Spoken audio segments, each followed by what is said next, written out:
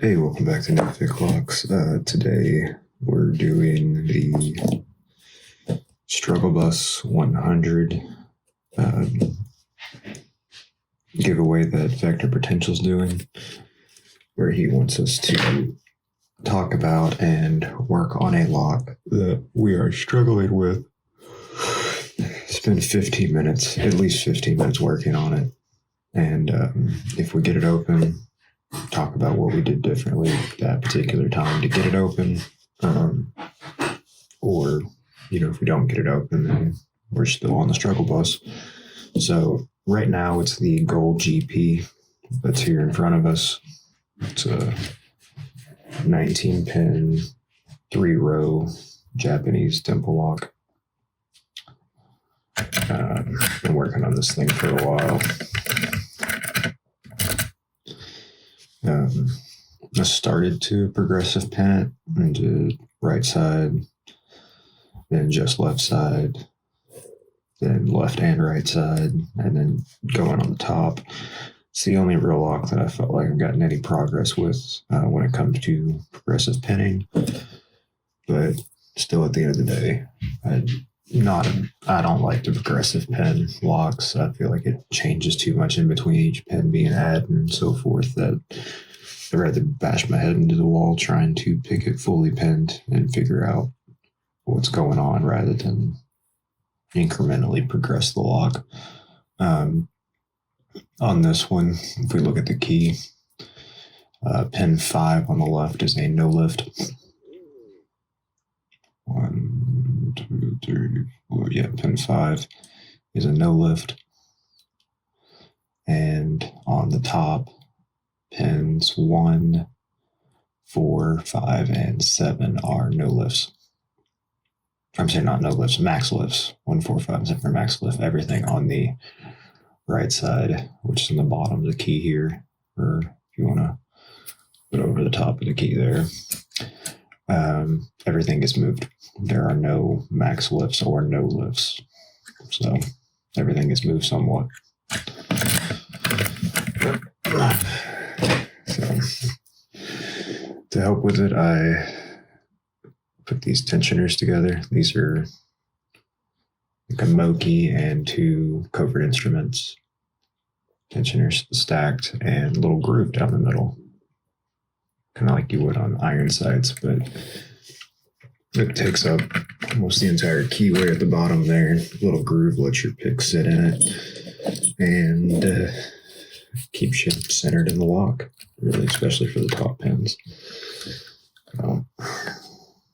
What I do is I'll start on the top and in the back using the Ridgeback. It's a 23,000th short hook. I go one back, pull it forward slightly until I feel like I'm starting to move from hitting a pin.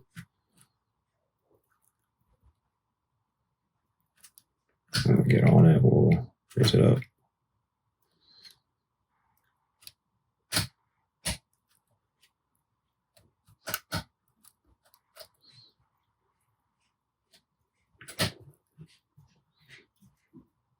Usually starting on the top, it'll drop me into a false set when I get the top picked.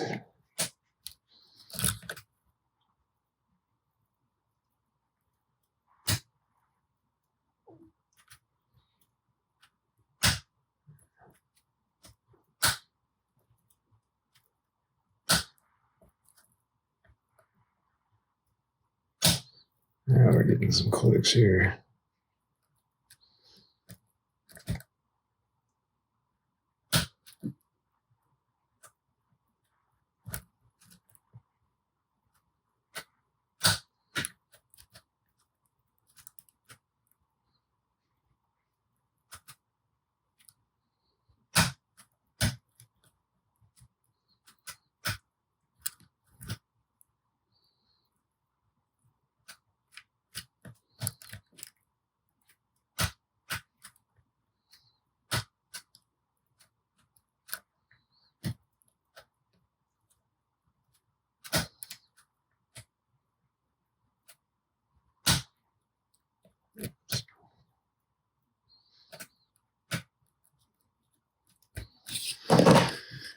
And then I go back and forth on the sides or I go back and forth between which flags I like to use. I've got the hook set blue colored ones, which are 4 and 5, and then the multi-pick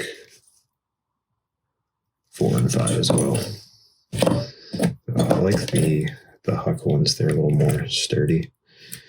And instead of doing one side and then the other, a lot of times I'll bounce back and forth between them as I go down since they're staggered. Left one, right one. There it is. No?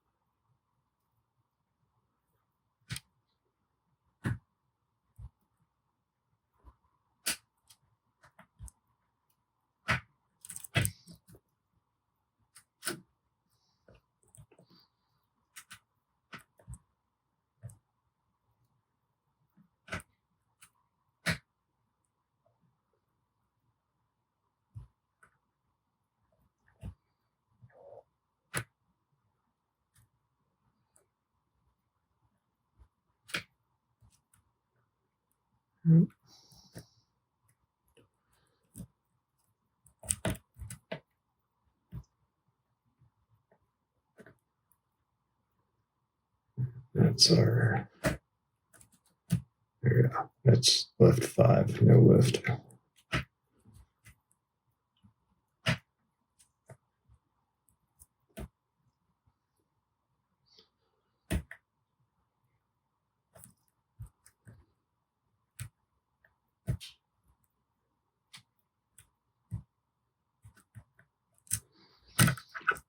And then after I've gone through them once, then I'll focus on one side or the other.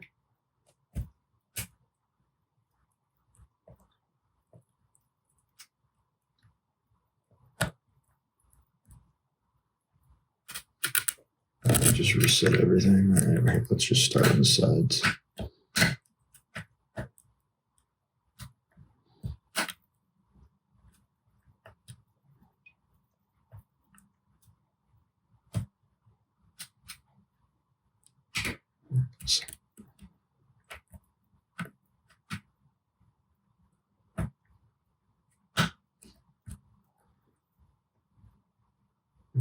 Lift.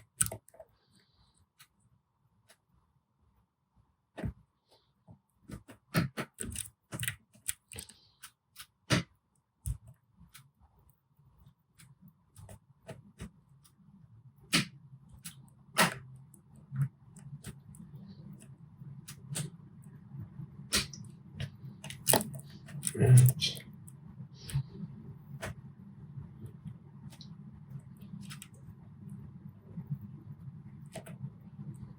And I have to remind myself a lot to not and crank up the tension on this too when I'm going through it.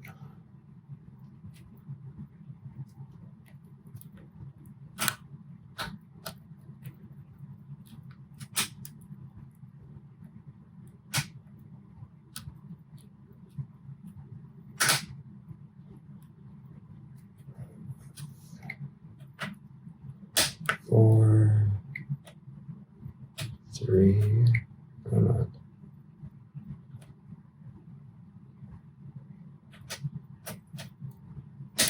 3, 2, 1.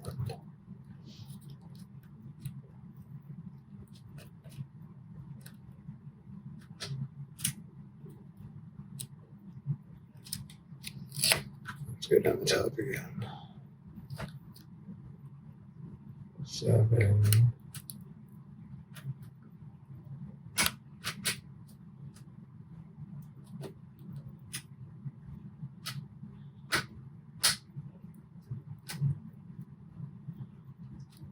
4, 3, 2, 1. Okay, let's go back to the sides. All right.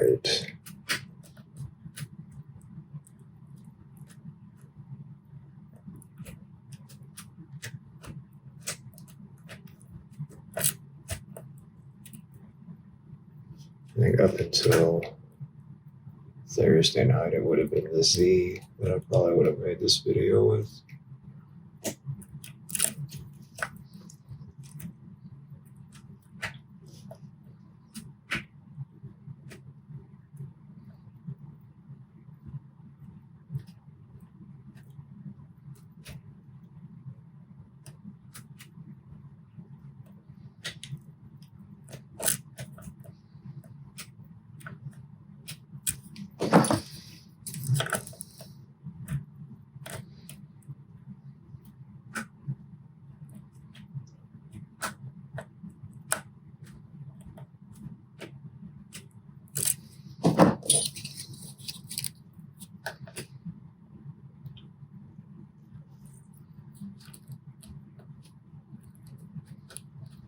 I'm not awake yet, too, so I guess that adds to the whole struggle bus motif.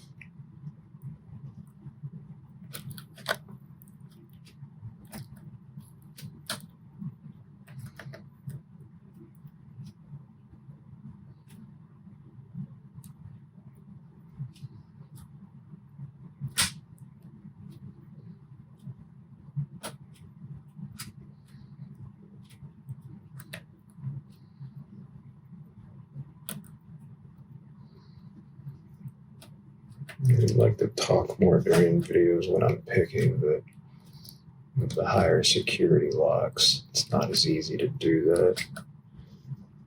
I'm more focused on paying attention to the feedback that I'm getting.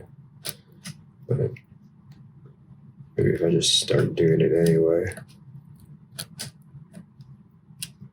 I'll get better at it. And I don't know, maybe it'll stop me from trying to overanalyze or overread some of the feedback.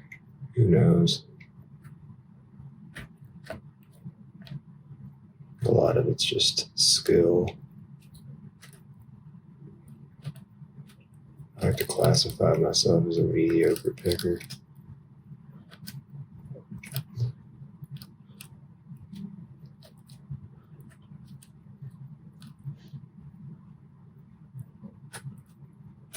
But I think your skill level or goals are somewhat based on why you wanted to learn the hobby anyway. Or you should base your goals on why you wanted to learn the hobby. At least at first. I just thought it seemed cool, and in a worst case scenario, like zombie apocalypse type stuff, it'd be a good skill to have in your back pocket, if you need to get into some place or something. But if that's your goal, you really don't need to go beyond blue or purple, really. I mean, getting up to blue is going to cover most locks you're going to come across.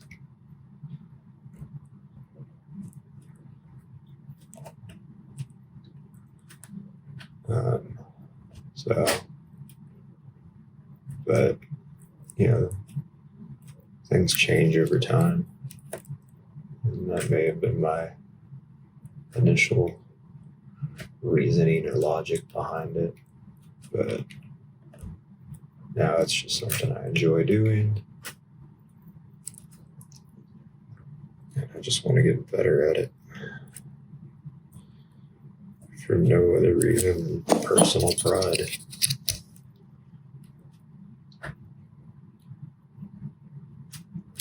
I was also using the dog leg from Greyhound when I was working on it last night. Between the groove that I make in the tensioners and then having that, because it's based off the elephant trunk, so snout, I don't know what you want to call it, cradle, groove, whatever. Two of those together make it very, very nice to know when you're on a pin.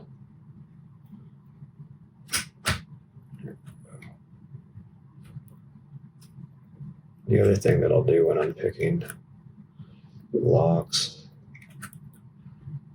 especially with security pins or more difficult pins, tighter tolerances.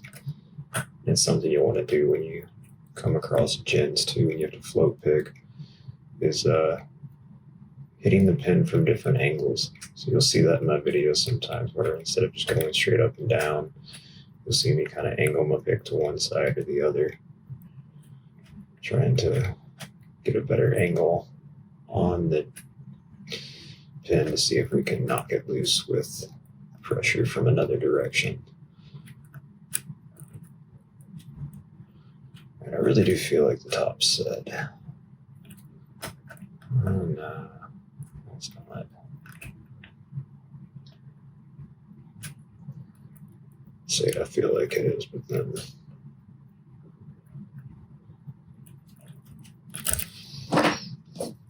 no.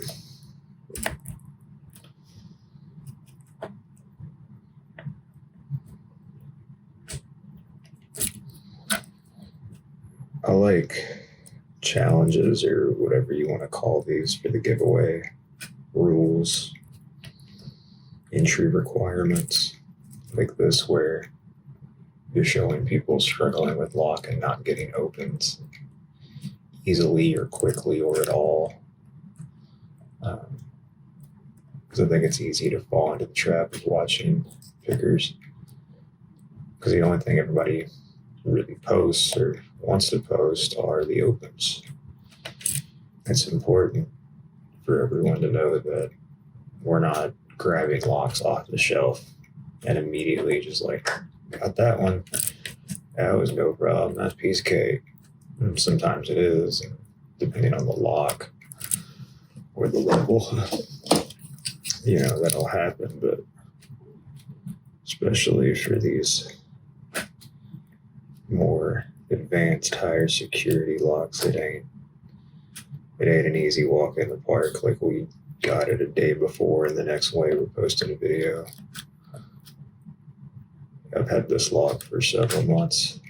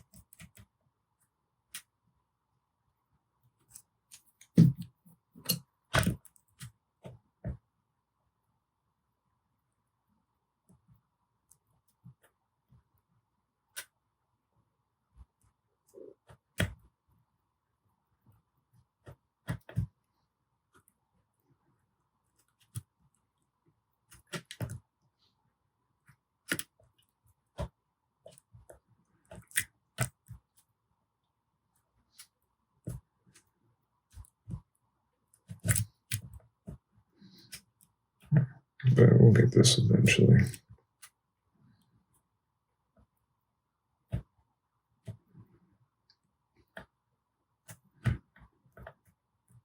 I really need to work on the cutaway for the Western Electric 30C so I can start trying to figure that thing out.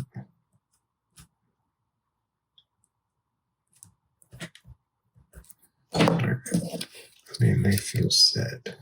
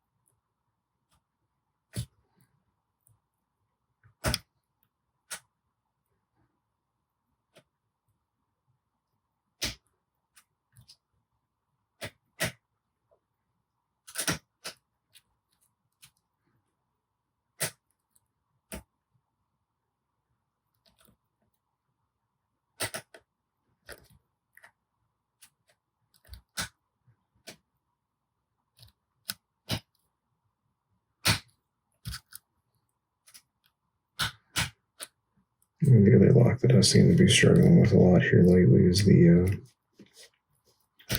black belt Lockman Mega Cross with pyramid drivers.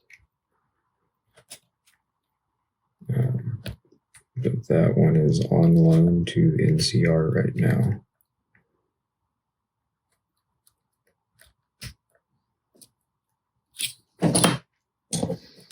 So let that frustrate somebody else for a while.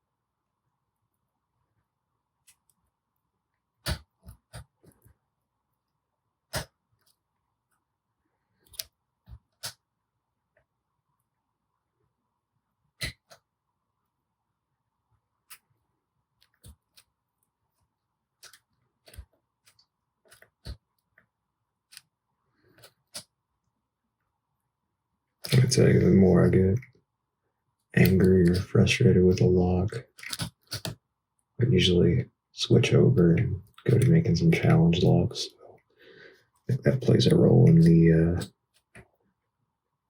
deviousness of some of the pins and things that I've made. Venting anger.